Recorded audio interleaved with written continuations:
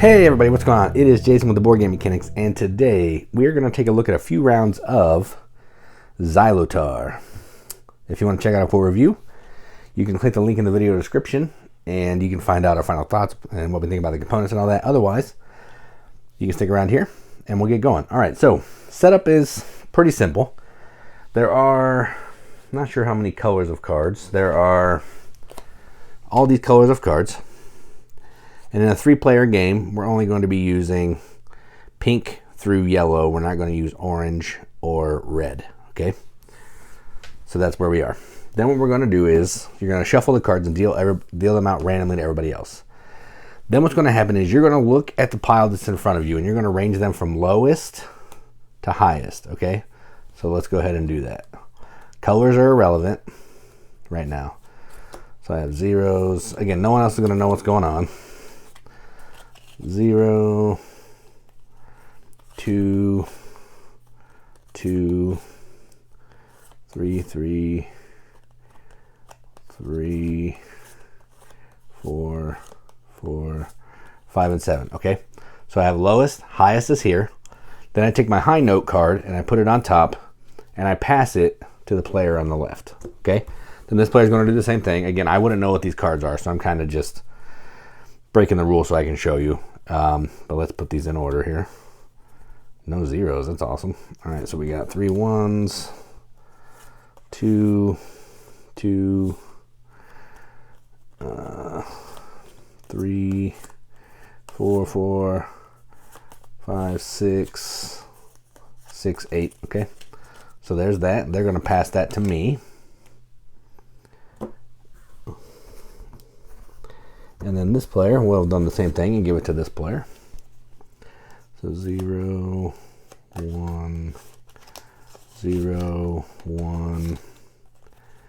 This is kind of the finicky part, but if everybody's doing it, it goes a lot faster than if I'm doing it by myself. Let's get rid of those two. 1, 2, 2, 3, 3, 1. 4, 5, 6. All right, so then these are done, and these will go like this to this player, okay? Then what we're going to do is we are going to build out our Xylotar, okay? So we're going to put the high note card here, and then we're going to build like this. And I'm going to try to fit it all on the camera. There's going to be 13 cards, so it can get a little bit of a lot. So let's see if we can do it here. Can't go down too much, so let's just do 2 rows. They're going to be in a single row, but I'm going to do 2, just so everybody can see what's going on. So these are high, they're going to snake.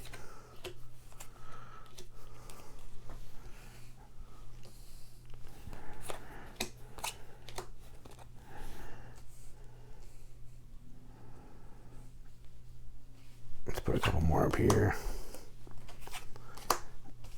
All right, so there we go. Everybody's going to set their cards up like this. I'm not going to do a very good job at it, so sorry. But we're going to have to do it like this. So 6, 7.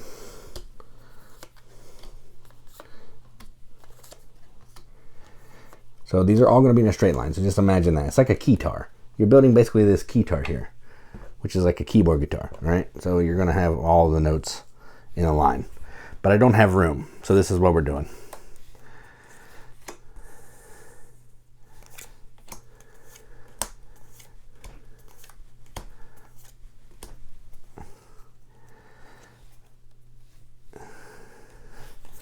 Hopefully you can see all this. Let's take a look and see if you can see all that. All right, good, all right. So now we're going to get started, okay? So again, this would all be in a line. What's going to happen first is the player to the dealer's left. So in this case, I was the dealer. So that player, they're going to pick a card to play. What you're trying to do is you're trying to win tricks. So this is a trick-taking game. And high card of the suit, the color that's led wins, if no trump. If yellow cards are trump in a 3-player game. And if there's multiple yellow cards, the highest yellow card is the winner. If you play a 0, you cannot win unless you're the only 0 of the leading color, okay? So let's go ahead and go. Let's say they kind of want to see what's going on here first. So they're going to start with this one. You're trying to deduce what your numbers are too. So they know this is a 4, okay? And this is their high row. So that's not looking too good for them. Then we come to this player. They played green. Now this player can play any green if they want. They're going to go with this one. Try to take this trick. So they played a 5. And I'm going to go high. And I played a 6. All right. So this is my trick. Now I know that this could be a 7 or 8 because that was a 6. And it has to be higher than that. Or it could be a 6, I guess. So this is either 6, 7, or 8. So I have one trick. All right, now the next thing you can do on your turn, after you lead a trick, you can, so let's go ahead and lead. I'll lead this. You can look at 2 cards that are next to each other. So I'm going to say these 2 cards, all right? And they are these 2. And then you can pick one of them as the bet that you're doing on how many tricks you can take. So I'm going to keep this purple one. I like to tuck it here so I know. And then the other one goes back down where it was, okay? So not only am I making a bet that I'm going to take 2 tricks, I also now know what this card is, which is going to help me kind of figure out what these cards are, okay? That's terrible. Now I let a 4. Now, the reason you want to bid is if you can get exactly the number of tricks that you bid, you get 5 points. Every trick's worth 1. If you get exactly 2, I would get an extra 5 points. There's no penalty for not getting that, though, so don't worry about that.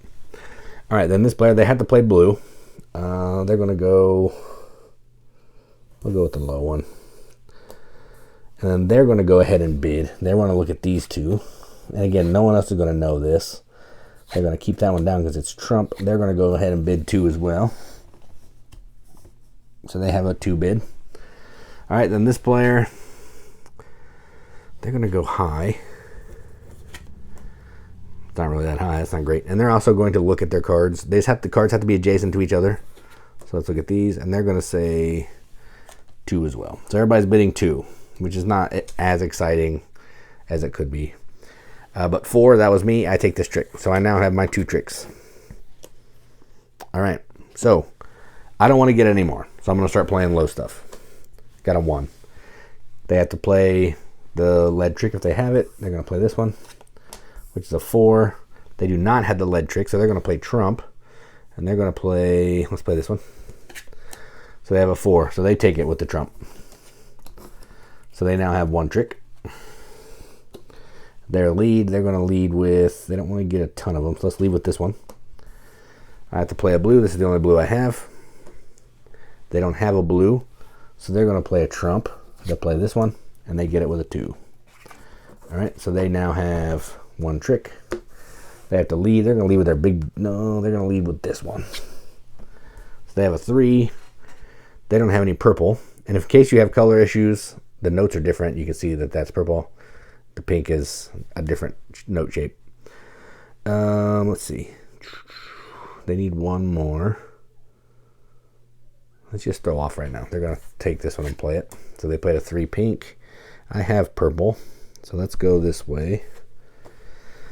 Ooh, yuck. All right, so I take another one. So I have now not gotten my bet. But I have 3 tricks, so that's 3 points. That's not terrible. It's my lead, so I might as well just keep trying to get tricks now so I can get some points. They're going to play this one. They don't have one, so they're going to trump. With that, they trumped it with a 1, so they now have their 2 tricks, so they don't want to get any more, so they'll throw this. I have 1 pink. They have no pink. They need another trick, so they will go with their big dog. Snag it with a 7. Okay, and then you can move stuff closer together once there's holes. You don't have to leave it like with the holes. It's their lead. They'll play this one. Everybody needs to get no more, but I want to get more. They don't have any, but so they're going to just play this green one. I have to play a purple, so I get another one, which is fine because I already blew my bet. And I'm going to play this one. They have to play this one. They don't have any. They don't want any more, so they're going to get rid of this one. So I get another one. It's my lead. I'll keep going. We got a blue. They have a blue. This is their highest blue. So they have a 7.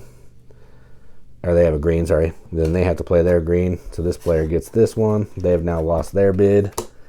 They get to lead. They'll lead this. They'll lead that. They'll play that. And I will play this. So I get another one. And again, if you're actually playing your own deck, you're going to be able to kind of figure out what's going on with the cards that you have, but I'm not doing that. I'm just kind of showing you how it works. So now I leave this, they'd play this player would play this, and they would win that trick. All right, so nobody got their bid. Everybody bid 2. Nobody got their 2. All right, so then you would count up your score. You get 1 point per trick. They get 3. They get 3. I get 1, 2, 3, 4, 5, 6. So I have 6 tricks. So I get 6 points. And then that's round 1. You're going to shuffle up again, and the player who went first will deal, and you'll keep doing that through 3 rounds. Whoever has the most points is the winner. That's it. That's the game. It's a pretty simple deduction trick-taking game with some randomness in the card playing, which I actually kind of enjoy, but we'll get back to that in the review. But anyway, yeah, there it is. That is Xylotar. If you want to check out a full review, click the link in the video description. Otherwise, thanks for watching, and as always, keep gaming.